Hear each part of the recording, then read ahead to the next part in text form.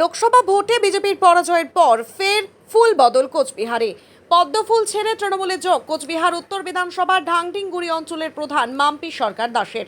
শনিবার কোচবিহার শহরে অবস্থিত তৃণমূলের দলীয় কার্যালয়ে কোচবিহার জেলা তৃণমূল কংগ্রেসের জেলা সভাপতি অভিজিৎ দেব ভৌমিকের হাত ধরে বিজেপি ছেড়ে তৃণমূল কংগ্রেসে যোগদান করলেন প্রধান মাম্পি সরকার দাস। এর আগেও ওই গ্রাম পঞ্চায়েতে বিজেপির 3 পঞ্চায়েত সদস্য যোগদান করেছিলেন তৃণমূলে। আজ সেই অঞ্চলের প্রধান মাম্পি সরকার দাস যোগদান করলেন। যোগদান করার পর তিনি জানান, মানুষের উন্নয়নের জন্য বিজেপি ছেড়ে তৃণমূলে যোগদান করলাম। বিজেপি থেকে সেভাবে উন্নয়নের কাজে সামিল হতে পারছিলাম না, তাই তৃণমূল কংগ্রেসে যোগদান করে দিদির উন্নয়নমূলক কাজকর্ম আমরা সাধারণ মানুষের কাছে পৌঁছে দিতে পারবো। বলেছিলাম যে ঢাংটিংগুড়ি গ্রাম পঞ্চায়েতের প্রধানের ব্যাপারে যে আমাদের সেখানে কিছু আপত্তি ছিল, তো গ্রাম পঞ্চায়েতের প্রধানের ব্যাপারে সমস্ত জনসাধারণ একমত যে প্রধান আমাদের দলে এলে কাজ ভালো হবে এবং গতি আসবে কাজের। কারণ আপনারা জানেন যে এলাকার উন্নয়নের জন্য এটা খুব প্রয়োজন গ্রাম পঞ্চায়েতের প্রধানের ভূমিকাটা। তো সেই ক্ষেত্রে আমাদের ঢাংটিংগুড়ি অঞ্চলের গ্রাম পঞ্চায়েতের প্রধান মাম্পি সরকার দাস এবং তার হাজব্যান্ড স্বপন সহ এখানে ভারতীয় জনতা পার্টি থেকে নারায়ণ সরকার, উনি যুব মণ্ডল সম্পাদক, বিশ্বজিৎ বর্মন, বিশ্বজিৎ মদক, কার্তিক রায়, তাপস বর্মন, নিখিল বর্মন, অন্তেশ্বর দাস সহ এই অঞ্চলের যারা মোস্ট ইম্পর্ট্যান্ট লিডারশিপ গ্রাম পঞ্চায়েতের প্রধানের সাথে যারা আছেন মাম্পি এবং স্বপনের সাথে, তারা সকলে তৃণমূল কংগ্রেসে আজকে যোগদান করছেন। এর ফলে ঢাংটিংগুড়ি অঞ্চলে যে বেশ কিছুদিন যাবত একটা কাজের ক্ষেত্রে অচল অবস্থা চলছিল, সেটা আর থাকছে না। খুব সুন্দরভাবে গ্রাম পঞ্চায়েত পরিচালনা করা হবে। মাননীয় মুখ্যমন্ত্রী সমস্ত উন্নয়ন প্রকল্পগুলো, সামাজিক সুরক্ষা প্রকল্পগুলো এই অঞ্চলে বাস্তবায়িত করার ক্ষেত্রে যেদিন গ্রাম পঞ্চায়েতটা আমাদের হাতের বাইরে গিয়েছিল, তারা অনেক কিছু কাজ করতে চাইলেও করতে পারেনি।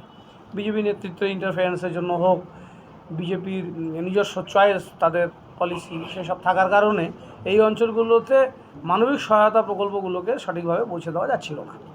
তো এখন অনেক কাজের সুবিধা হবে। গ্রাম পঞ্চায়েতের প্রধান যেহেতু আমাদের তৃণমূল কংগ্রেসে যোগদান করলেন, এর আগেও আপনারা জানেন বেশ কয়েকটি অঞ্চলেরই প্রধান আমাদের সাথে যোগদান করেছেন, আর মাত্র গুটি কয়েক অঞ্চল বিজেপির হাতে আছে, সেগুলো ক্রমে ক্রমে আসবে। আজকে শুভেন্দু অধিকারী কুচবিহারেতে আসছেন, তার জন্য এটা উপহার থাকলো আমাদের, এবং আরও উপহার অপেক্ষা করছে। আর আধ ঘন্টার ভেতরে পলিমারি অঞ্চল, মাকপালা, দেওয়ানবর্ষে যে সমস্ত পঞ্চায়েতরা গত পঞ্চায়েত নির্বাচনে জয়ী হয়েছিলেন সুষ্ঠু এবং অবাধ নির্বাচনের মাধ্যমে, তারা তৃণমূল কংগ্রেসে যোগদান করছে। এটা শুভেন্দুর জন্য আমাদের দ্বিতীয় পুরস্কার।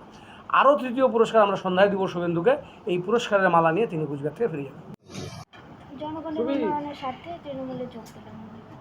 বললাম, দুদিন আগে নিশীথ প্রামাণিক আপনার এলাকায় গিয়েছিলেন, আপনার সঙ্গে কথা বলেছেন, আপনি বলেছেন আমি বিজেপিতে আছি, থাকবো। দুদিনের মধ্যে এমন কি হয়ে গেল যে পরিবর্তন করতে না, আমাকে বলেনি বিজেপিতে, বলছে তোমার কোনো অসুবিধা হচ্ছে কিনা। আমি বলেছি না, হয়নি। আমি ঠিক আছে, কোনো অসুবিধা হলে আমাকে বলো। আমি ঠিক আছে, এটা বলেছি। কোনো অসুবিধা কি হচ্ছিল না, বললাম না, জনগণের উন্নয়নের স্বার্থে আমি তৃণমূলে যোগ দিলাম। এতদিন উন্নয়ন করতে পারছিলেন না? হ্যাঁ, পেরেছি, তবে একটু অসুবিধা হচ্ছিল, তার জন্য আর কি। কী ধরনের অসুবিধা হচ্ছে?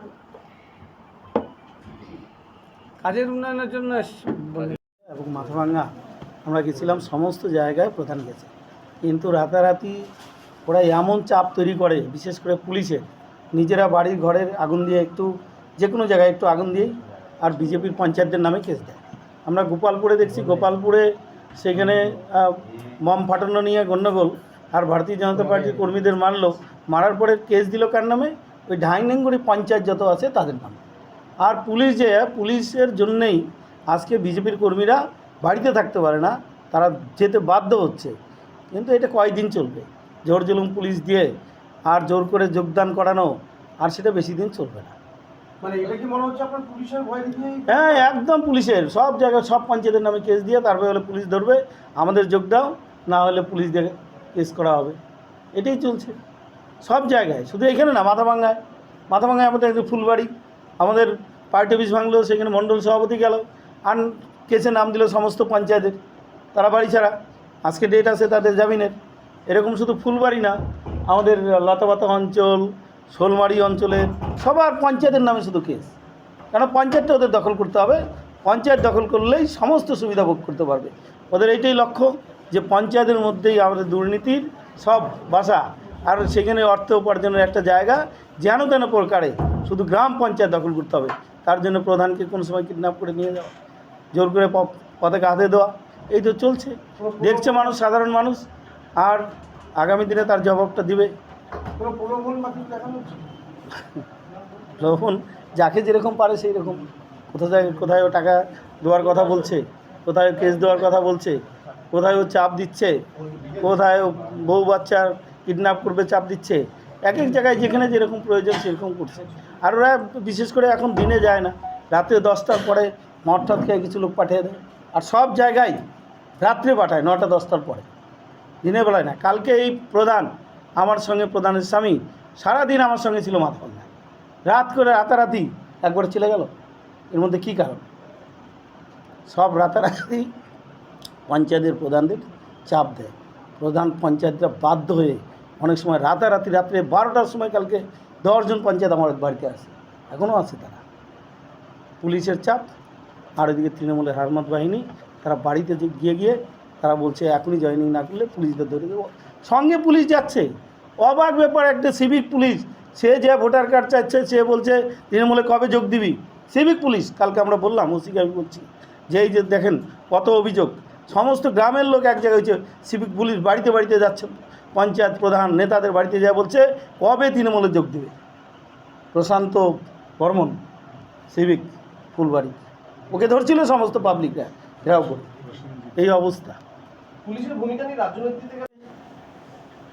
রাজ্য নেতৃত্বের কাছে আমরা সব জায়গায় অভিযোগ জানাবো, কিন্তু কি হবে, প্রশাসনে তো পুলিশই আছে, আর তৃণমূলের নেতা তো পুলিশই। এখন কুচবিহারের এসপি আর এখানে জেলা সভাপতির মতো কাজ করছে, ব্লকের সভাপতি তো এখন ওসি, আইসিরা, তৃণমূলের নেতারা আছে ফিল্ডে, সব তো পুলিশই করছে।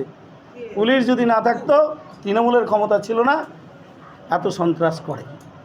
আপনাদের পরবর্তী পদক্ষেপ কী হবে? আমরা চলছে, মানুষের সঙ্গে আমরা আছি, মানুষের সঙ্গে যাচ্ছি, আমরা বাড়িতে বাড়িতে সংগঠিত করার চেষ্টা করছি, সংগঠিত করার পরে তারপরে লড়াই হবে।